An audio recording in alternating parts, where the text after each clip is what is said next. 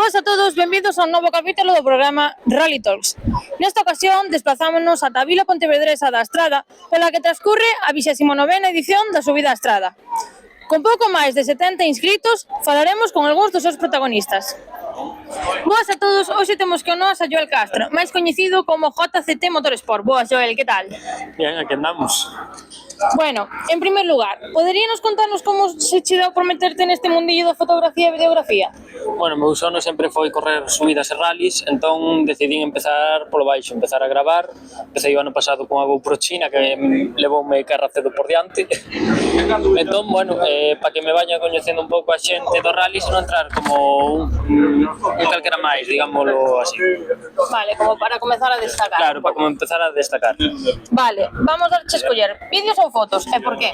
Vídeos, porque me parece a foto si é nese momento, pero un vídeo pareceme como un recordo máis bonito do que fixeras ou da subida ou o que sexa, me parece un recordo moito máis bonito.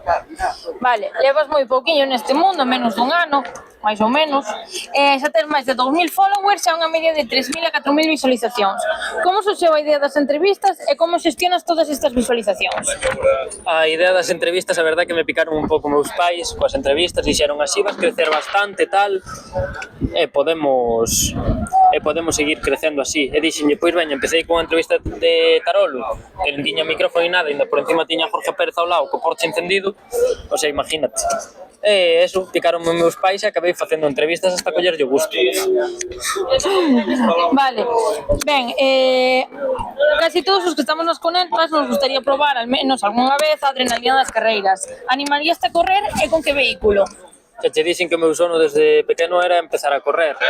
Estamos mirando aí un coche para correr subidas, un e dous, o conseguimos ese coche que un BMW, a ver se o damos conseguido e o conseguimos polo buen precio, non está moi roto porque non fomos a ver, e se non me parece moi divertido os carcross, pareceme uns coches moi divertidos, que o pasas moi ben.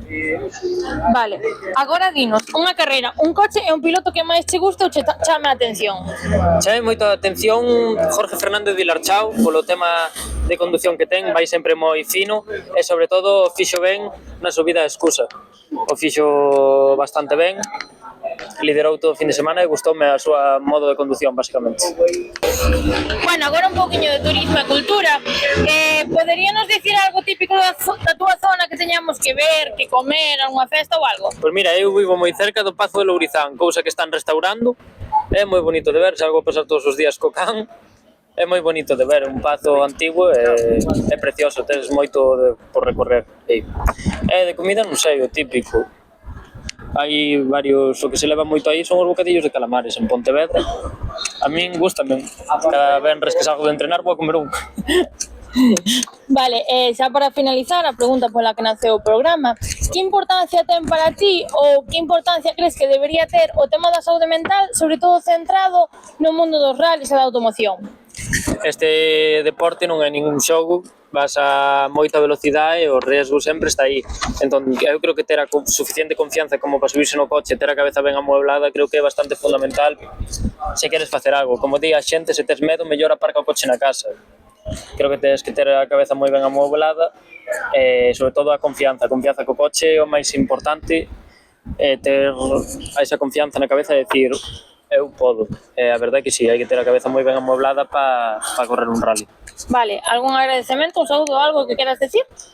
Un saludo a todos os que me apoian, a todos os que me ayudan a seguir adiante coa cuenta, e aos que non, que lle den polo culo, que sei. Aos que non, que baixan por aí, pero aos que me axudan e todo, moitas gracias. Seguiremos intentando renovar os materiales, ter cada vez maior calidad. E moitas gracias a meus pais tamén, que son os que me crees que non son os que me traen aquí. Vale, pois nada, moitísimas gracias e vémonos nas cunetas. A ti.